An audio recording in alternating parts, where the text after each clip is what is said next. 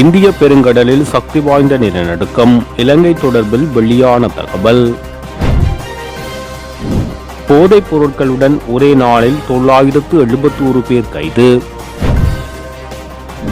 புலம்பெயர் நாட்டு ஆண்களை இலக்கு வைத்து யாழில் ரகசிய சதி. பாதாள உலக குழுவினரின் ஆதிக்கத்துக்கு முன்னாள் ஜனாதிபதி மஹிந்த ராஜபக்சதான் காரணம். தமிழர்களுக்கு எதிராக கடும் போக்குவாதிகளின் சதி நடவடிக்கை அம்பலப்படுத்தும் சிங்கள தேரர். செவ்வந்தி கும்பலிடம் யாழ் டாக்சி சிக்கியது ஏன்? நேபாளம் சென்றமைக்கான காரணம் அம்பலம்.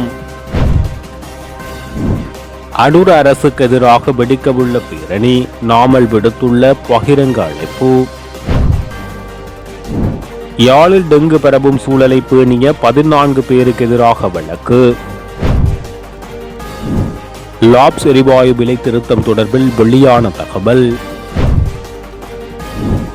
ஐக்கிய தேசிய கட்சி மற்றும் ஐக்கிய மக்கள் சக்தி இணைந்து செயற்பட வேண்டும். தொடர்பான விரிவான செய்திகள். இந்திய பெருங்கடலில் இன்று அதிகாலையில் 6.0 ரெக்டர் அளவில் சக்தி வாய்ந்த நிலநடுக்கம் ஒன்று பதிவாகியுள்ளதாக அமெரிக்க புவியியல் ஆய்வு மையம் அறிவித்துள்ளது. இந்த நிலநடுக்கம் மக்கள் வசிக்காத பகுதியில் ஏற்பட்டுள்ளதால் எந்தவொரு பாதிப்பும் இல்லை என தெரிவிக்கப்படுகிறது. எந்தவொரு சுனாமி எச்சரிக்கையும் விடுவிக்கப்படவில்லை. எனினும் இலங்கை மற்றும் இந்திய கடற்பிராந்தியங்களுக்கு எந்தவித அச்சுறுத்தலும் இல்லை என்பதை அமெரிக்க புவியியல் ஆய்வு மையம் முழுமையாக உறுதி செய்துள்ளது. மேலும் தரவுகளின்படி நிலநடுக்கம் ஏற்பட்ட பிராந்தியம் முற்றிலும் மக்கள் வசிக்காத கடல் பகுதியாகும். எனவே உயிர் சேதம் அல்லது சொத்து சேதம் குறித்த எந்த தகவலும் இதுவரை பதிவாகவில்லை என தெரிவிக்கப்பட்டுள்ளது. இந்த நிலநடுக்கம் இந்திய பெருங்கடலின் டெக்டோனிக் தட்டு மற்றும் எல்லைகளுக்கு அருகில் நிகழும் வழக்கமான நில அதிர்வுகளில் ஒன்றாகும். இப்பகுதியில் அவ்வப்போது இதுபோன்ற நிகழ்வுகள் பதிவாவது இயல்பானது என வல்லுநர்கள் தெரிவித்துள்ளனர். போலீஸ் அதிபரின் அறிவுறுத்தலுக்கு அமைய நாடளாவிய ரீதியில் நேற்று மேற்கொள்ளப்பட்ட போதைப்பொருள் தடுப்பு நடவடிக்கைகளின் போது 971 பேர் கைது செய்யப்பட்டுள்ளனர் என்று போலீஸ் ஊடக பிரிவு வெளியிட்டுள்ள அறிக்கையில் தெரிவிக்கப்பட்டுள்ளது. இந்த நடவடிக்கையானது 735 gram 9 milligram heroin, 2 kilogram 422 gram 13 milligram ice, 603 gram 84 milligram ganja, 97,283 gram ganja செடிகள், 1 கிராம் 3 மில்லிகிராம் குஸ்ரக போதைப்பொருள், 27 கிராம் 3 மில்லிகிராம் ஹசீஸ் ரக போதைப்பொருள், 1305 போதை மாத்திரைகள் மற்றும் 254 கிராம் 79 மில்லிகிராம் மாவா போதைப்பொருள் என்பன கைப்பற்றப்பட்டுள்ளது. இந்த போதைப் பொருட்களுடன் 971 பேர் கைது செய்யப்பட்டுள்ளதுடன் அவர்களில் 22 பேர் தடுப்பு காவல் உத்தரவுகளை பெற்றுள்ளனர். அதே நேரம் அவர்களில் 10 பேர் மறுவாழ்வு நிலையங்களுக்கு அனுப்பி வைக்க பரிந்துரைக்கப்பட்டுள்ளனர் என போலீஸ் ஊடக பிரிவு வெளியிட்டுள்ள அறிக்கையில் தெரிவிக்கப்பட்டுள்ளது. புலம்பெயர் நாட்டில் உள்ளவர்களை வெளியில் கூற முடியாத வலையில் சிக்க வைத்து அவர்களிடமிருந்து போதைப் பொருளுக்கு அடிமையான கேங்ஸ்டர்கள் பணம் பறிக்கின்றனர் என்று தேசிய மக்கள் சக்தியின் நாடாளுமன்ற உறுப்பினர் இளங்குமரன் தெரிவித்துள்ளார். பெண்களையும் குறிப்பாக பாடசாலை மாணவிகளையும் பயன்படுத்தி இந்த வேலைகள் இடம்பெறுகின்றன. பெண்கள் தவறான முடிவெடுப்பதற்கு பின்னர் இவ்வாறான காரணங்கள் இருக்கின்றது. இந்த மர்ம முடிச்சுக்களை அவிழ்த்து எதிர்காலத்தில் பாதுகாப்பான சமூகத்தை உருவாக்க வேண்டும் என அவர் இதன் போது தெரிவித்தார்.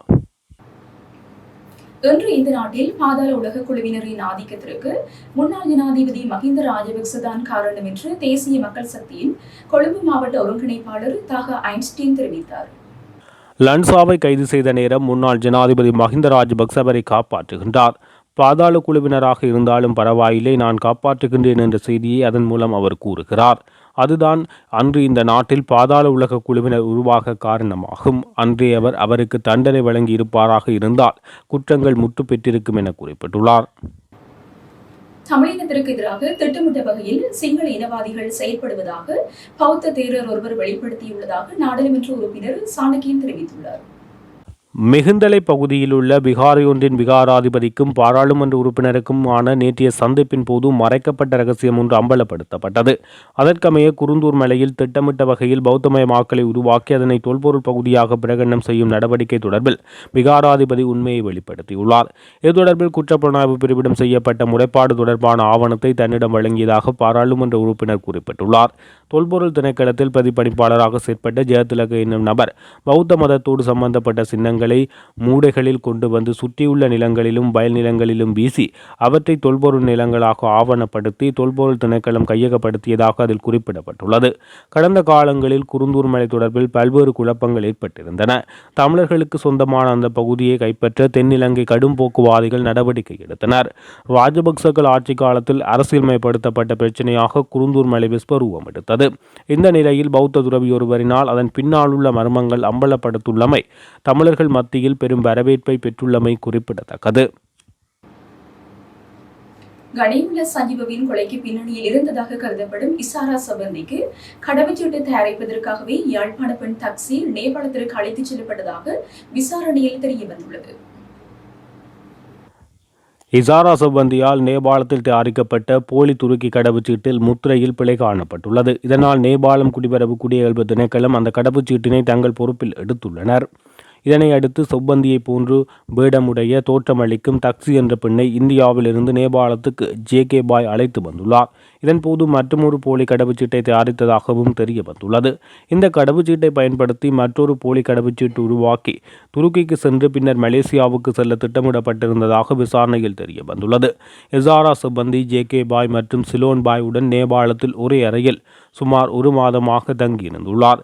பின்னர் செவ்வந்தி வேறொரு அடுக்குமாடி கட்டிடத்தில் ஒரு அறைக்கு சென்றதாக விசாரணையில் தெரிய வந்துள்ளது.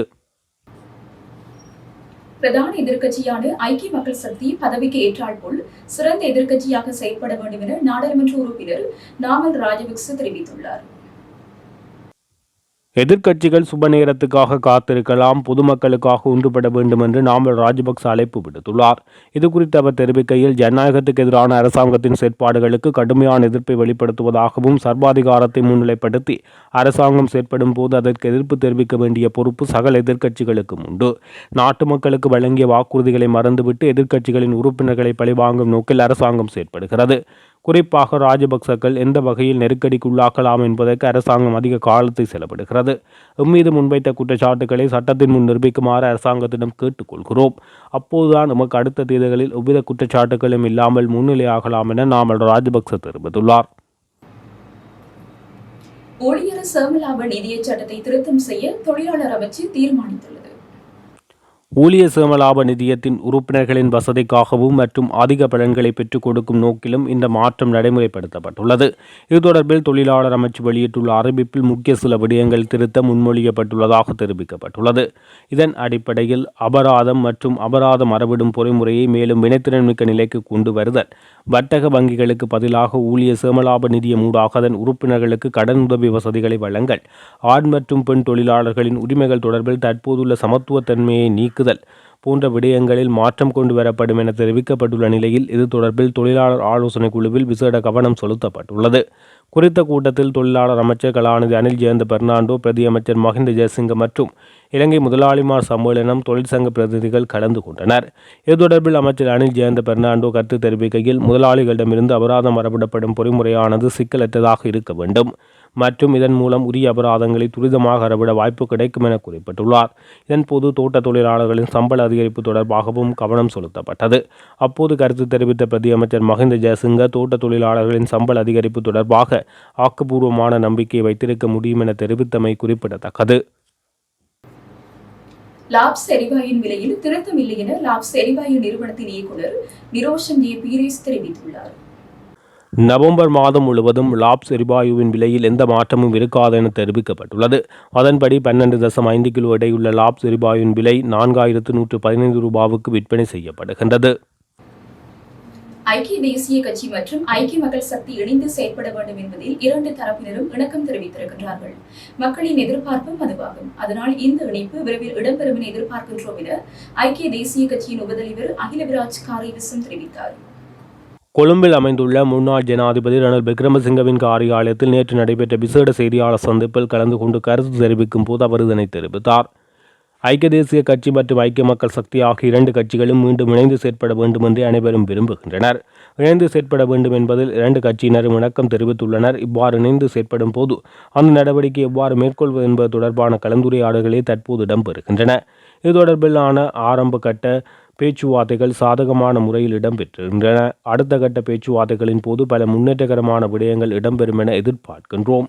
கட்சிகளுமே இணைந்து நாட்டின் ஆட்சிக்கு வந்து மக்களுக்கு நல்ல சேவையை வழங்க வேண்டும் என்பது எமது பிரார்த்தனையாகும்.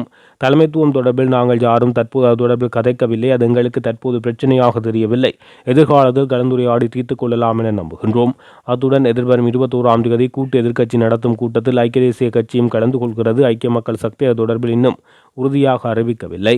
நாங்கள் இந்த கூட்டத்தில் கலந்து கொள்வதால் ஐக்கிய மக்கள் சக்தியுடன் இணைந்து செயற்படும் போது நமது பேச்சுவார்த்தைக்கு எந்த பாதிப்பும் ஏற்பட போவதில்லை. இந்த கூட்டத்தில் கலந்து கொள்வது தொடர்பில் அனைத்து கட்சிகளும் ஒவ்வொரு நிலைப்பாடு இருக்கும். அதில் பிரச்சனை இல்லை. என்றாலும் இன்னும் காலம் இருப்பதால் தற்போது கூட்டு எதிர்க்கட்சியின் கூட்டத்தில் கலந்து கொள்வது தொடர்பில் இதுவரை தீர்மானம் எடுக்காத கட்சிகள் இறுதி நேரத்தில் கலந்து கொள்ள சந்தர்ப்பம் இருக்கிறது என தெரிவித்துள்ளார். டெங்கு நுடம்பு பரவும் சூழலை பேணிய ஆதன உரிமையாளர்கள் 14 பேருக்கு பருத்தித்துறை நீதவான் நீதிமன்றம் 1,06,000 ரூபாய் தண்டம் விதித்துள்ளது. பல்வெட்டித்துறை நகரசபை மற்றும் பருத்தித்துறை நகரசபை ஆகிய பகுதிக்குட்பட்ட 3 கிராம சேவையாளர் பிரிவுகளில் கடந்த வாரம் டெங்கு கட்டுப்பாட்டு களபிஜயம் மேற்கொள்ளப்பட்டது. இதன்போது டெங்கு நுழம்பு பரவக்கூடிய சூழலை பேணிய 14 ஆதன உரிமையாளர்கள் அடையாளம் காணப்பட்ட நிலையில் அவர்களுக்கு எதிராக பருத்தித்துறை நீதவான் நீதிமன்றத்தில் பொது சுகாதார பரிசோதகரால் வழக்கு தொடரப்பட்டது. குறித்த வழக்கு நேற்றைய தினம் வெள்ளிக்கிழமை விசாரணைக்கு எடுத்துக் கொள்ளப்பட்ட போது 14 ஆதன உரிமையாளர்களும் மன்றில் முன்னிலையாகி நீதிமன்ற விசாரணைகளின் போது தம்மீதான குற்றச்சாட்டுக்களை ஏற்றுக்கொண்டதை அடுத்து அவர்களுக்கு மன்று 1,06,000 ரூபாய் தண்டம் விதித்தது. செம்மணி மனித புதைகுழிக்கு நீதி கோரி போராட்டமும் கருத்தரங்கும் யாழ்ப்பாணத்தில் இன்று முன்னெடுக்கப்பட உள்ளது. சம உரிமை இயக்கத்தின் ஏற்பாட்டில் செம்மணி மனித புதைகுழியை மீண்டும் மூடி மறைப்பதை நிறுத்து, உண்மையை வெளிப்படுத்து எனும் துணைப்பொருளில் யாழ்ப்பாண நகர்ப்பகுதியில் இந்த நடவடிக்கை முன்னெடுக்கப்பட்டது. இதன்படி இன்று பிற்பகல் 1 மணியளவில் ஆர்ப்பாட்டமும் அதைத் தொடர்ந்து பிற்பகல் 3 மணியளவில் தந்தை செல்வா கலையரங்கில் கருத்தரங்கும் இடம்பெற உள்ளதாக தெரிவிக்கப்பட்டுள்ளது. இத்துடன் ஜெஃப்னக்லரியின் மதிய நேர பிரதான செய்திகள் நிறைவடைகின்றன. மேலதிக செய்திகளை அறிந்து கொள்ள www.jeffnaglary.lk என்ற இணையதளத்தின் ஊடாக இணைந்து கொள்ளுங்கள்.